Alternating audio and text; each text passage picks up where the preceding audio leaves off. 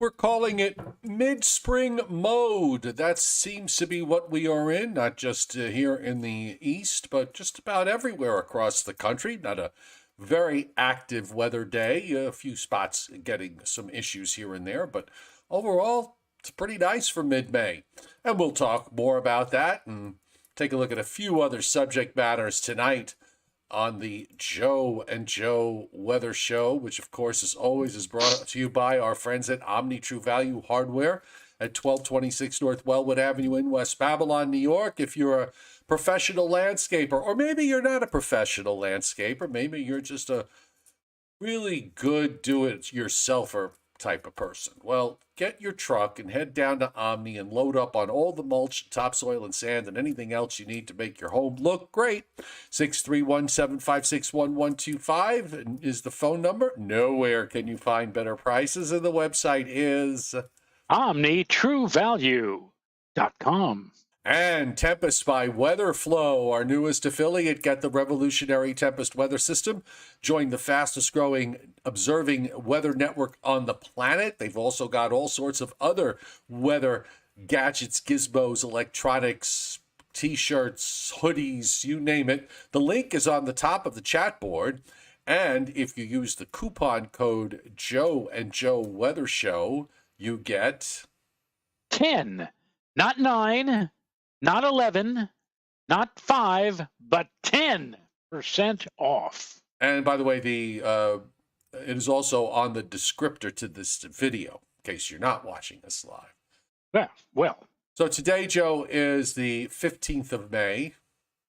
So we're basically halfway through the month. Do you know what starts on the 15th of May? What starts on the 15th of May? Yes. Well, it's not hurricane season, at least not just yet. Well, you're in the general vicinity. They are starting the 7-day tropical weather outlook today. The tropical weather outlooks for both the Atlantic and the Eastern Pacific are underway, and we will take a look at those. Not that there's a whole lot to look at, but we will take a look at them anyway. So anyhow, you had a pretty nice day. I had a pretty nice day. Got up above 80. Had a couple of showers. I didn't get any thunderstorms here, at least not yet. But overall, was a nice, warm, somewhat humid mid-May day here in Northeast Georgia. Yeah, it turned out to be a good day here. Although I kept looking at the sky and trying to make a determination whether we were getting very high thin clouds or whether or not we were getting some of the smoke from the Western Canada forest fires or wildfires. And I think it's more of a smoke issue. Yes. It's not, a beautifully clear blue sky.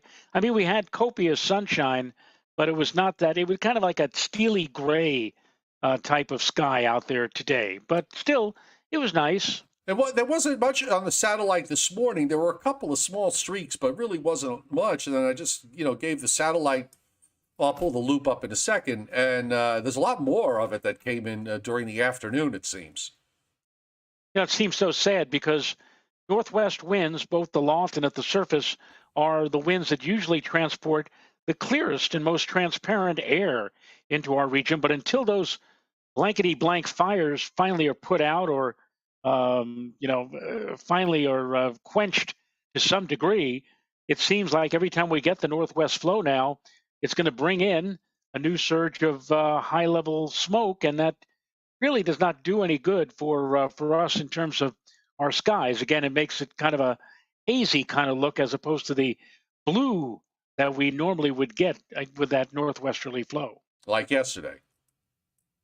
Yesterday was beautiful. Yeah, I think it's yesterday. I think the upper air wind was probably more north, and today it's more northwest, and it runs back up into northwest Canada. So that proves problematic. Welcome tonight to everybody on the chat board, and for those of you who are not on the chat board but just watching and hanging out with us, we're glad to have you here. Trish Sparaccio hitting the super chat tip jar for the first time tonight. Thank you, Trish, and wishing us and everybody a happy Monday. Joe and Joe Weather Show's here Monday through Thursday at 7:35 p.m. If you're new, you might want to think about joining us every night when we're on, which is Monday through Thursday at 7:35. Sundays we usually go at 11 a.m. unless something's going on in one of our sad little lives that we have to reschedule. So in which case we do, and we always let you know that. And I guess that make sure you hit the subscribe button and turn your notifications on so you don't miss us. So. And now, if you're talking about, excuse me, if you're talking about a more northerly flow, if you're talking about a clearer proposition for skies locally, then Joe, taking a look at the upper air, just a couple of days down the road, we've got this closed low. Actually, it's not a closed low. It's a very significant upper trough, upper shortwave that's going to be sweeping over eastern Canada, Atlantic Canada, and northern New England, and is going to turn our winds straight down from the north and or northwest for us. And boy, I tell you, it's going to do two things. Number one, it really is going to clear out the sky, clear out the schmutz and the smoke. But really, I think also it's going to bring the temperatures down significantly. We've had temperatures the last few days that have been, around 70 or low 70s. Which is nice. But the temperatures look like they're going to be dropping back into the 60s for highs when we get to the middle and latter part of this week. And we should also mention, too, at least today, and not everywhere in the Northeast, but the dew points are low. So there is a bit of fire risk to deal with. And I don't think you can see the dew points really come up very much tomorrow. It might come up a little bit, but Wednesday probably be bone dry again. Yeah. And looks like we may be looking at potential for red flag conditions, maybe. We'll see. It could be. It could be. Could be. All right, let's take a look at what's going on tonight across the good old USA, and check. Oh, I see there is a little bit of additional activity that wasn't there a little while ago in terms of some watches and warnings, and they're on the northwest coast of the United States and inland areas in the northwest, where we have some flash flood watches. So they still have some heat advisory issues that are up for northwest Oregon and into Washington State, but they also have all these flood watches now that have gone up. And since they've got still probably some snow melt to work through in the mountains, it will be problematic. We also have flash flood watches and even a couple of flash flood warnings going on across southern Missouri tonight. That extends northeastward to right near St. Louis and into the Illinois side, northwestern Mississippi under the same.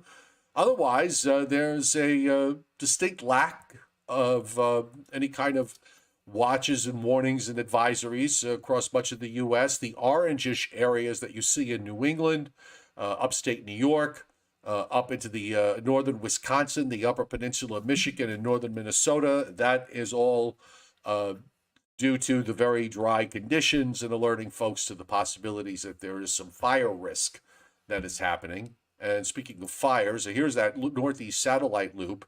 And before it goes to the infrared for the overnight, you could see, Joe, the milky white streaks came back with that flow bent more northwest or west-northwest as opposed to north-northwest. And that definitely made the difference today. Clouds up in northern Maine, clouds in Virginia, parts of North Carolina where some rain fell in some areas, and got some clouds back over to me. And on the wide satellite view, you can see where the Canadian jet is fairly active. And that actually is a good thing for the Northeast and Northern Mid-Atlantic states, because really the weather for the rest of this week, other than the weather front that comes through Tuesday night, Joe, the showers with that will probably go well to the north. And the moisture that's in the plains that'll streak eastward will probably pass well to the south, may clip southern New Jersey, Maryland, Delaware, maybe just a brief time in southernmost Pennsylvania, but then that goes out. So you're kind of in a sweet spot in between those zones. Central New England down to about, let's say northernmost Maryland, Delaware, and from there northward, kind of in a sweet spot for the rest of the week.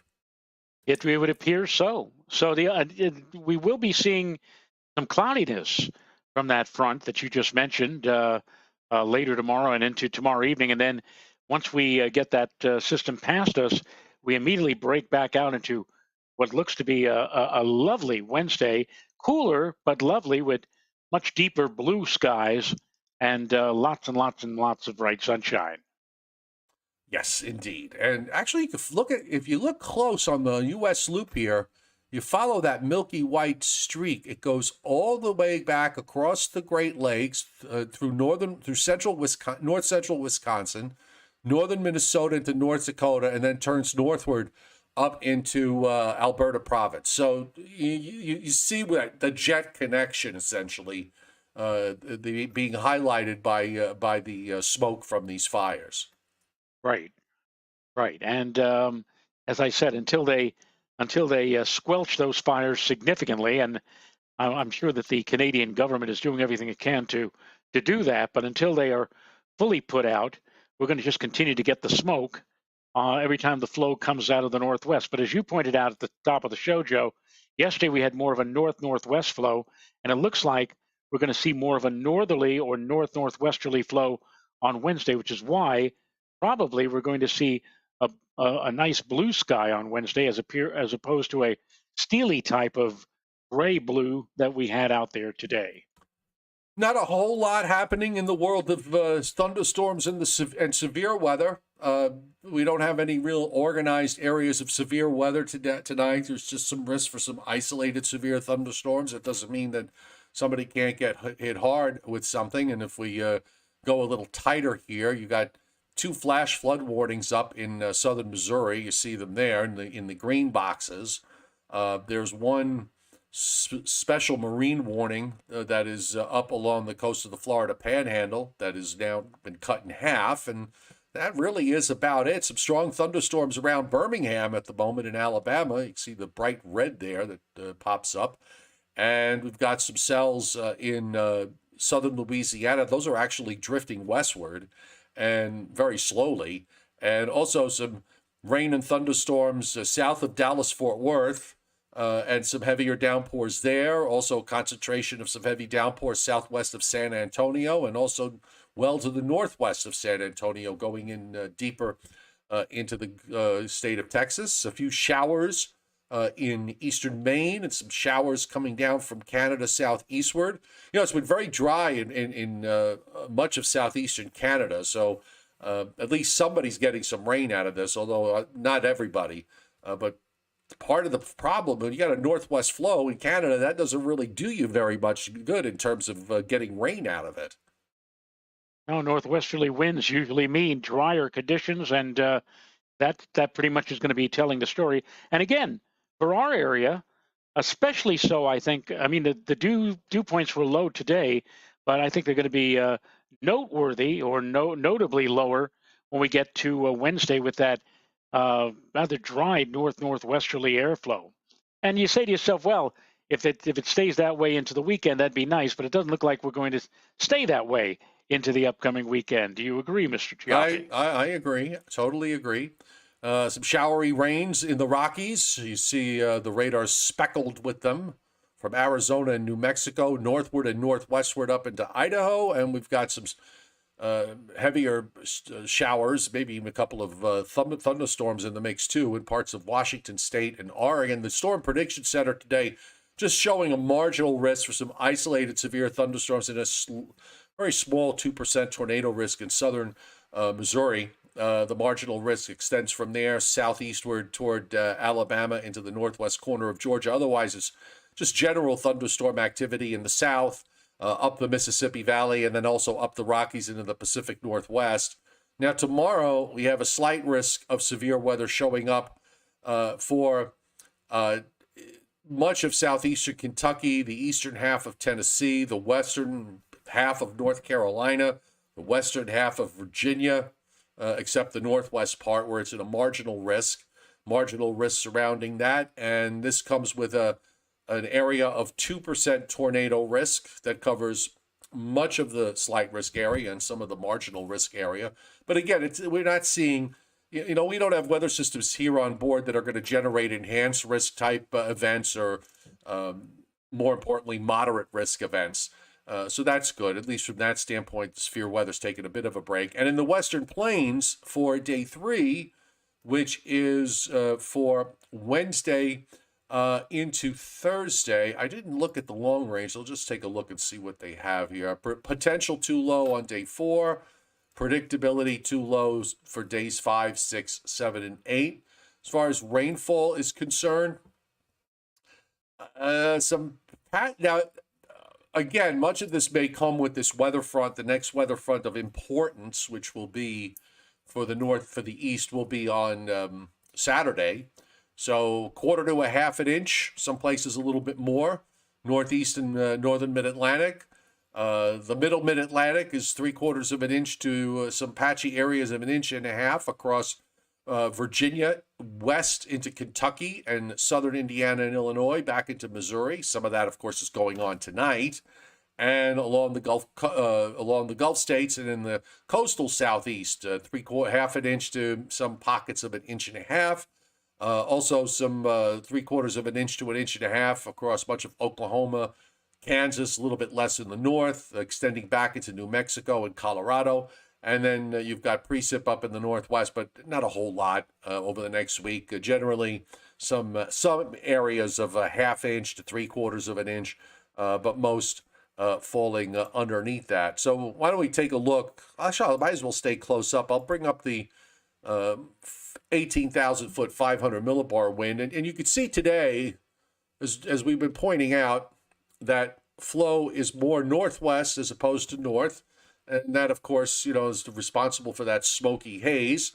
And there's also a little bit of a trough here from Nebraska down into Oklahoma, which is responsible for some of the precip that you're seeing tonight, particularly what's falling in Missouri. Now, as we go through the next couple of days, you see that strengthening upper low and trough swinging around eastern Canada. So, yeah, here we are Wednesday morning, and there's your flow, Joe, almost straight north. Turns northwest over us, but it makes a very, very sharp right turn across New York State because of the depth of the trough. So we that cuts us off from the smoke. Just that shift from northwest to more northwest will make a huge difference. And it also is going to be kind of chilly air coming down into New England and the Northeast. Right. And I'm not going to talk about frost, but if for those people who have, there's an old saying that you wait until after Mother's Day to start planting your whatever you want to plant. But this may make it problematic for a few more extra days. That flow is coming straight down. I saw that up near Hudson Bay. They had temperatures today in the 30s. So I'm not saying it's going to be in the 30s here, but it's going to be unseasonably cool for the middle and latter part of this week. Oh, no, yeah, no question. And once that trough pulls out, now here comes another upper low that dives down from Canada into the western lakes on Friday, and that'll swing a trough through here on Saturday. Now, that's going to come with a cold front, and that'll probably bring the next chance of any kind of significant shower activity for Saturday. Now, this run kind of cuts it off a little bit, but it does keep moving. So on the one hand, you have to wonder if it's going to cut off that way, whether somebody might wind up with some thunderstorms out of this, but we'll figure that out when we get closer. That's not a shabby looking upper low that's coming through. No, it's not. So, that might be a trigger for maybe some stronger storms. We'll see. And then the only thing that might keep that from happening is the fact that we're going to have a wind that's going to be more southeast Thursday and Friday. So it might, not that there's much of a marine layer getting involved, but that might still be enough to maybe prevent any kind of significant daytime heating, even on Saturday. And then that goes out. And after that, we're still kind of under a trough here early next week. But then that eventually pulls out and starts to get a little bit more of a, let's call it a ridgy look across the U.S. And then toward the Memorial, start to get closer to, and start talking about the Memorial Day holiday weekend. A bit of ridging here building in for the Memorial Day holiday weekend, and that's the weekend, Joe. And I know you will agree with me. I know it's a little long-term speculation at this point, obviously, but certainly uh, of the three holiday weekends that are considered summer holiday weekends, although really only two of those weekends actually fall. Actually, only one of those weekends fall in meteorological summer, and Right. and only two of them fall in astronomical summer. So Memorial Day doesn't really belong at all, but good marketing has made it that way. Of those three holiday weekends, that's the one that you usually wind up having a problem with. Yeah, that's the more often than not, you're hoping that you'll have some nice warm weather and dry. And need I remind everybody about the Memorial Day holiday we had, what, 2 3 years ago, where temperatures were just struggling to make it out of the 40s, and we had drizzle, and oh, that might have been the all-time worst Memorial Day weekend or Memorial Day holiday that I could remember. And I'm not going to even try to start looking ahead to this year, but climatologically in recent years, you're right. That has not been the best of holidays for outdoor plans. No, it hasn't. So more moving ahead. Now tomorrow we're going to have a west wind, so that I think should allow things to warm up a bit.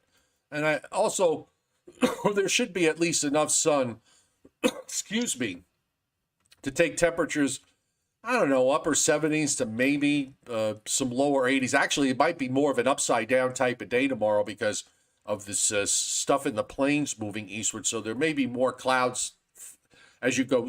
Again, if you go south, you've got this area of rain that's coming out of Missouri and Illinois and Indiana.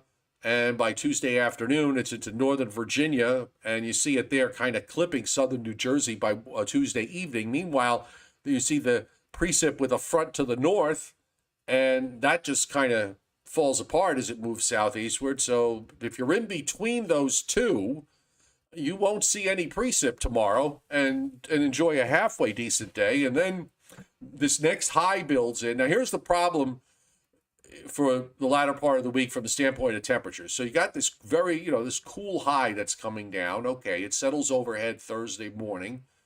All right, so we can agree on that. In fact, why don't we just check for laughs, Joe? Just see. I'll bring up the digital forecast. I'll put You know, the the one thing also about Wednesday, along with the fact that we're getting that cool flow from the north and northwest, that's going to be a rather vigorous flow. I think we may be looking at winds on Wednesday that will be blowing or gusting at least past 20 and maybe even 30 miles an hour. Factor that in with temps that more likely will be in the 60s. It may actually feel like it's in the 50s in the afternoon, in spite of the blue sky, in spite of the bright sunshine. and to look at these lows for Thursday morning. I mean, they got 38 for Trenton. Now they got 49 for LaGuardia. Okay, Islip 45. The wind is north northeast, but in the Hudson Valley, Joe, 37 for. I guess is that Poughkeepsie or is that no? That's not Poughkeepsie. I think that's 35. Might be Kingston. Uh, and then they got 34 for Albany, and a lot of spots in upstate New York, going into western New York and along the southern tier, down near 30. Also across northern Pennsylvania, even into northeast Pennsylvania, we go close up. I mean, these are chilly numbers. The coast Yeah. might be saved from this because there probably will be just enough of a northeast wind to hold the temperatures up, but inland might be a different story. So yeah, we might see some late season frost advisories up for Thursday morning. Maybe even a few freeze warnings in some places in upstate New York and up into New England, because New England temperatures are even lower in some places, down to upper 20s in parts of Massachusetts and in western Massachusetts. I would agree. It's going to be an unseasonably cool or chilly stretch of weather Wednesday and into Thursday and Thursday morning. Yeah, I can tell you right now, looking at these temperatures, one thing I do know: my bedroom windows and the windows all over the house are definitely going to be shut. They're definitely going to be closed Thursday morning, or else I'm going to have to turn the electric mattress heater on to stay warm on Thursday morning, because it indeed is going to be unseasonably chilly for this time of the year. What else can you say? Yep. And as we go, even just for the daytime highs, here's the problem for Thursday. The winds bend around to southeast to south, and that is not a warming wind. So most highs, middle 60s. That their digital forecasts are going middle to upper 60s. If there's sunshine, that's doable, but there won't be any upside. And then on Friday, we're going to continue with this southeast wind. So it might get a little higher on Friday in inland areas. You start to see lower 70s in some places, but still plenty of upper 60s. And then just a quick check of Saturday, because that's when the next cold front. Now, this is where the winds go southwest or south-southwest, but not everybody. And we're looking at temperatures back into the 70s away from the ocean. So again, if there's going to be with a front coming through, do we have enough daytime heating to set off for some severe weather? I'm just kind of curious of what kind of dew points they're forecasting here for that time frame. So this is the dew points for, let's go to 2 o'clock in the afternoon. I'm a little, one thing that's confusing to me is that we have not one, we have two weather fronts approaching for Saturday. The first front is practically knocking at our back door or side door on Saturday. Right. But that apparently is going to dissipate in response to a storm that they have developing along the southeast coast. As the storm comes northward, that first front kind of washes out, and then comes a second front across the northeast for Sunday into Monday, which links up with that storm, may even serve to intensify that storm for Sunday into Monday and make for some rather significant, if not maybe heavy rainfall for parts of the Northeast for Sunday into Monday. Well, I'm kind of looking. Let's go back to the 12Z run, because the 18Z run, there's a low there, but it's actually faster. It's got this front on this run, Joe. The showers come through overnight Friday night into early Saturday morning. And then, that low that forms off the southeast coast just kind of gets absorbed by it as it lifts up northeast. And then the rest of the weekend looks fine, if this is correct. That's according to what? The 18Z or the? Yeah, that was the 18Z. Yeah, well, let's look at the 12Z. All right, so the 12Z. Well, even the 12Z, that ocean system Friday night is already well east of the New Jersey coast by Saturday morning, and then the front comes through Saturday morning. And it does because it cuts it off. That's the thing. The 12Z run made that cutoff low, and then you've got a lingering low there into Sunday morning before it finally pulls out. But it does keep rain up in in New England, at least into Sunday morning before it pulls away to the northeast. Is that correct? Is it going to cut off, or is it going to be more of an open trough?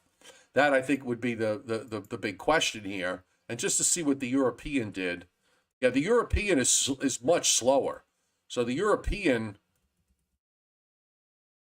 brings rain up late Friday night into Saturday morning from the southern system, and then sweeps the cold front through, but not until Sunday morning, and then it gets out of the way. I don't know, Joe. I kind of want to bet on the idea that we're losing the NAO to an extent, so I'm kind of want to bet on the idea that the 18Z run may not be an unreasonable solution, that the front winds up being faster and starts moving everything out a lot quicker. But we'll see. Still got the time to work through this. Obviously, yes. And anyway, either way, once that goes by, weather looks pretty reasonable into the early part of next week. You get a high that goes up into eastern Canada, then you start to get into the land of the onshore flow. So we'll see, what kind of ramifications that has in the longer term for later next week, getting closer to the Memorial Day holiday weekend. Now, I did mention the tropics. So today is the first day of the tropical weather outlook for the Atlantic, the East Pacific, and the Gulf and the Central Pacific. No, not the Central Pacific. But no new tropical cyclones are expected during the next 7 days, Joe, in the Atlantic. And no new tropical cyclones are expected during the next 7 days in the Pacific, Eastern Pacific, and Oh, now for the Central Pacific, yeah, they're not putting up out outlooks yet because this is dated November 30th. They just basically said that no new cyclones are expected for the next 5 days from 140 west and between 140 west and 180 west. But the last outlook was put out on November 30th, so I guess they don't start out there till June 1st. Well, I've actually been to the Central Pacific Hurricane Center, which is actually doubled as the National Weather Service forecast office for Honolulu, but they also work out of the Central Pacific Hurricane Center, and I've also been to the Atlantic or Canadian Hurricane Center in Halifax, and I'm wondering whether or not the National Weather Service forecast office for Miami is also the same office that the National Hurricane Center is in, or whether or not they are separate entities. I'm not quite sure on that. Separate entities between which two? That and the Central Pacific? No. I'm talking. Is the National Weather Service forecast office for Miami separate from the National Hurricane Center, or are they also like the other two offices? Are they just one big? They might be in the same building. I would think that would probably be the case, or whatever. I mean, you and I go back to a time when there was a National Hurricane Center. The East Pacific Hurricane Center was in San Francisco. Yeah. And I think sometime in the 80s, if I remember, was it in the 80s they shut it down and they shut it down and moved it to Miami. Yeah. Okay. So you wanted to share something? Oh yeah. Well, for people who are in the New York City metropolitan area, the tri-state area, there might be something very interesting to look at tonight. Let me just get to my Facebook page, because I did post this on Facebook. As you are well aware, Joe, Elon Musk has been just filling the atmosphere with satellites, these Starlink satellites. Right. And in fact, these satellites are literally, he has probably put up now, he puts up in rockets 50 and 60 satellites at a time. And when he does that, and then they're released into orbit around the Earth, you see them in the sky as a long train of satellites. You see, like, instead of seeing one satellite moving across that, you see 50 or 60 of them.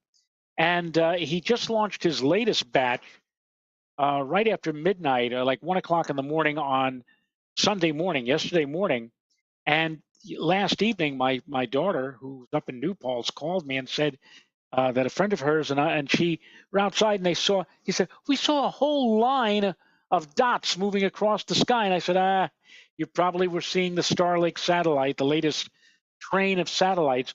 Well, as it turns out, we have a pass of that satellite train moving across the sky in the New York area this evening. I want to show you, and this is why I asked to share. Let me just get this here on my page. I'm going to blow this up now. This was taken by an amateur astronomer in Ontario, Canada. This is last night's pass. Take a look at this now, folks. These are the satellites, the 57 satellites that are in a line, moving in an orbit. These are the Starlink satellites. And this was visible in the sky last night, and it should be visible tri-state area. Now, I'm concerned about the schmutz, the high-level schmutz, maybe diminishing the brightness.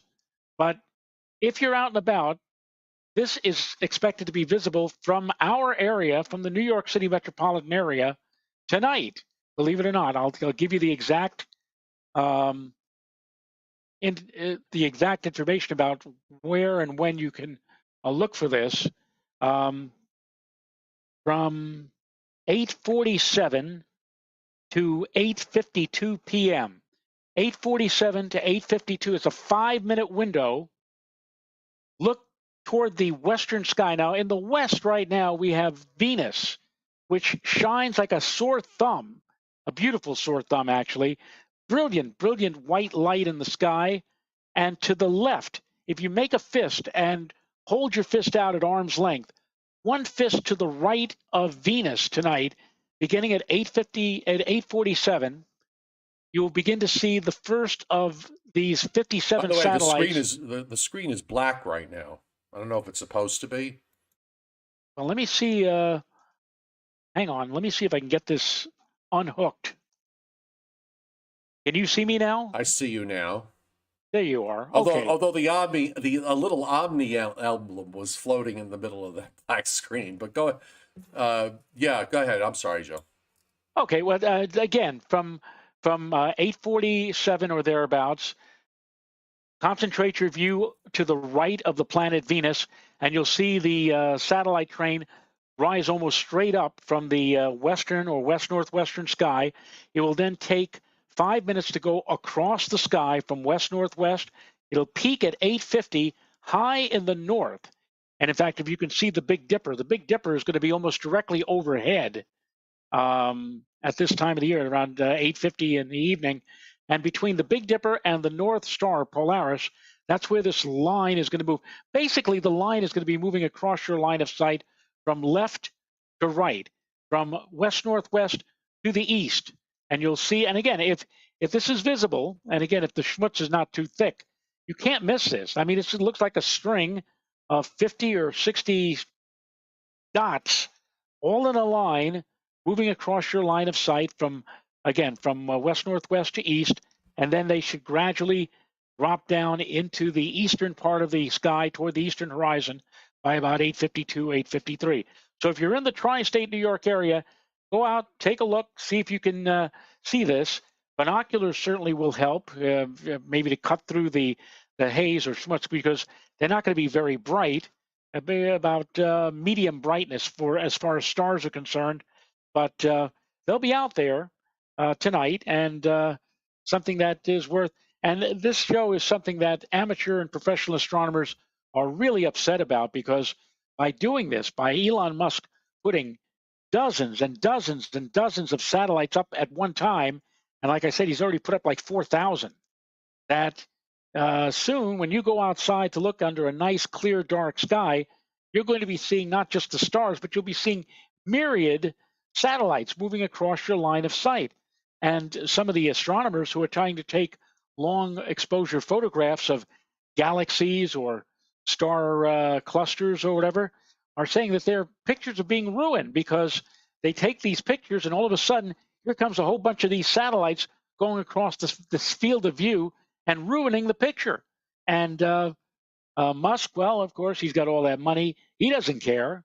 And it doesn't seem like anybody is trying to stop him. He's doing this, of course, to improve, I suppose, internet service.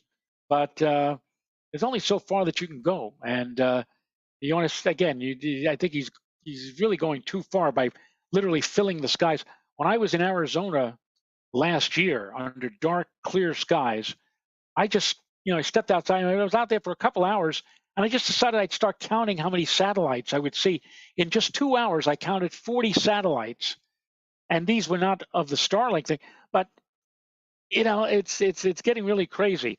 Man, we've already polluted the air, and now it looks like we're going to be polluting the upper atmosphere with all of these satellites just going around the Earth. And if you want a case in point, step outside before 9 o'clock tonight, look over into the northern or west northwestern sky, and you'll be able to see this whole string of 57 satellites in a line moving from one end of the sky to the other.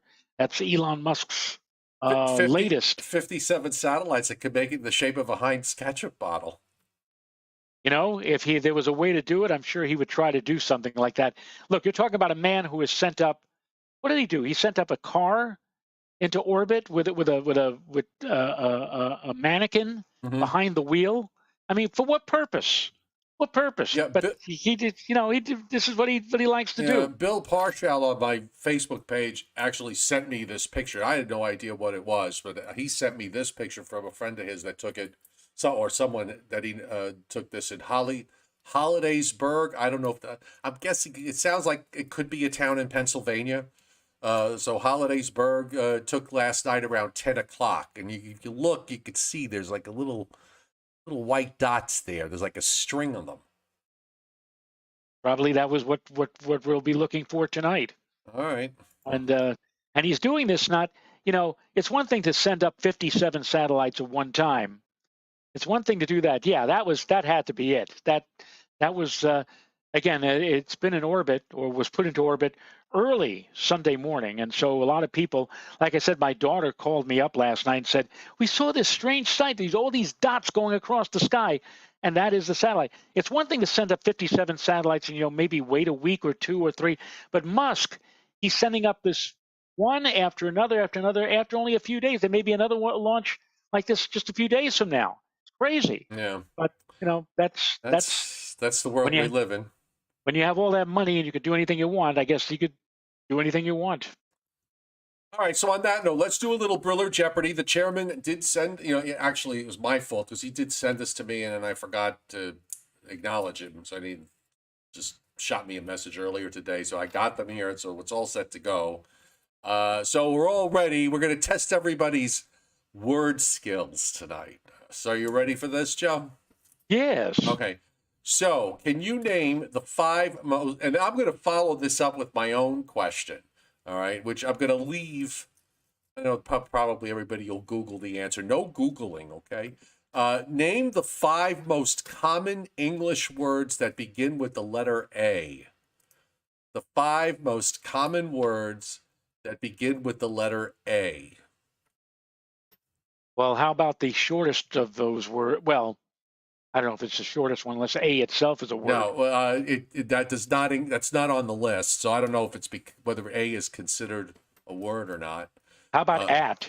At is on there, and Jason Schaefer has and all, and as, and Dennis Cassia about is not on the list. Okay. So there's actually only one left. Oh, and Jason Schaefer. Oh my God, the grammarian here. And Frank Riccio are, A-R-E. So and, as, at, all, and are. Okay. Now, the second question, Joe, is the most common words. This is going to be probably a little bit harder. The most common words that begin with the letter B. The letter B. Well, how about B is B-E? B as in B-E is correct. That is on the list. Well, how many are we looking for? We are looking for 5. 5, okay. But is on there. Boy is not on there, Christopher O'Shaughnessy. Trying to stay with everybody. All right, so everybody's on by. B-Y, but not B-U-Y. B-Y is on. So we have be, by, and but. Rich Rothmansky gets one of the harder ones, which is been. And Miss Fallerite gets the remaining word, Joe, which is before. So the words for the letter B are B-E, B, by, B-Y, but, B-U-T, been, and before. Now I'm going to finish this off with my own. Just give me a second here. Okay, so here's my question. This is let's call this the bonus question, Joe. There are 11 prepositions that begin with the letter, I'm doing this all from memory, just so you know. 11 prepositions that begin with the letter A. Okay. And you're asking for 11 prepositions? There are 11 prepositions that begin with the letter A, and I want the answer in alphabetical order. Oh, give me a break. That's my question to you. Now, you want to explain the difference between a preposition and a postposition? Well, you can bet on a postposition. Yeah. What is a preposition? It's a word. It's a word that links that basically creates what's called a prepositional phrase and links it to a sentence. So, for example, if I said I went in the house. In is a preposition, so in the house is the prepositional phrase. Okay, so in would be that linking word that links from the verb to the rest. All right, And you want them starting with the letter A? with the letter A. Now, Steve Lapointe has already gotten the first one. About. Okay, about is a preposition. I went about my business. Okay. But you want them in alphabetical Well, order yeah, too? I know you're not going to give. I will give them to you in alphabetical order when How it about comes. how about after? After is one. Yes, after is a prepositional phrase. Is a preposition. Again, Okay. is not a preposition. Michael McGuire. We're just doing the letter A here. Yes, among. Carol DeCiara, among is on that list. And now we've stunned the board to silence. Chuck Cardillo says he flunked English. All right, so I will give you the prepositions that start with the letter A. Okay, aboard, about, above, across. Trish Sparacchio just got across. After, against, along, amid, among, around, at. Those are the prepositions that begin with the letter A. So tomorrow we will do the prepositions that begin with the letter B. Okay. And I have Briller Jeopardy tomorrow, so. All right. All right. Well, if we have time, then I'll do the B one. So, okay. All right. There was, I really hesitate to bring this up because I think it's going to open up a can of worms. But you know what? I'll discuss this with you off camera, and then we can decide whether we should talk about this. If not, if we don't, no, we won't do it tonight, but maybe at some point later in the week. Okay. Okay. In the meantime, let us acknowledge our super chat hits for tonight, because I didn't get Leon Probitsky, because he did hit super chat before. I did see it, but I forgot to mention it. Leon Probitsky hitting the tip jar tonight. Thank you, Leon. And Trish Sparacchio.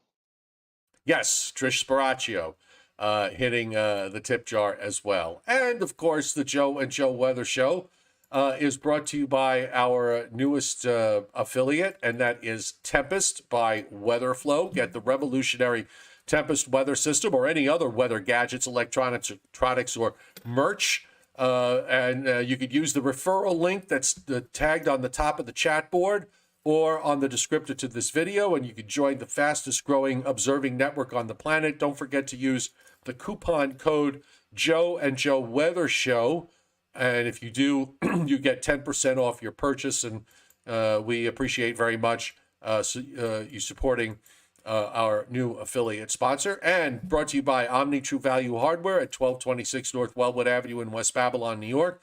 631-756-1125 is the phone number. The website is OmniTrueValue.com. And we'll see everybody tomorrow night at 7:35. Nighty night.